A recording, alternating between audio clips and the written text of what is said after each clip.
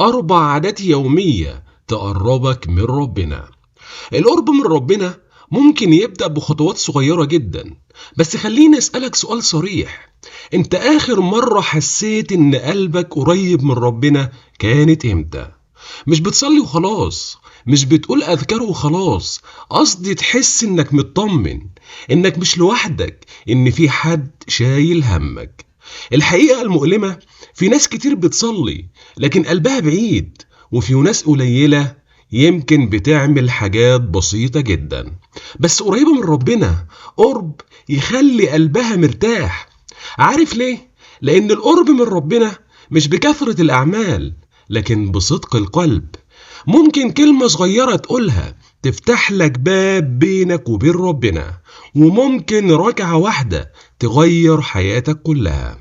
بس المشكلة إننا مستنيين نبقى بيرفكت علشان نبدأ، مستنيين نتغير بالكامل علشان نقرب، وده عمره ما بيحصل.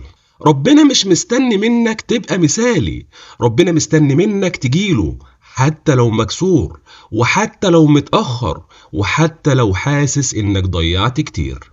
النهاردة مش هقولك تعمل المستحيل، أنا هقولك على 4 عادات بسيطة جدا لو عملتهم بصدق هتحس إن في حاجة جواك بتتغير، وهتحس إن قلبك بقى أهدى وأقرب لربنا.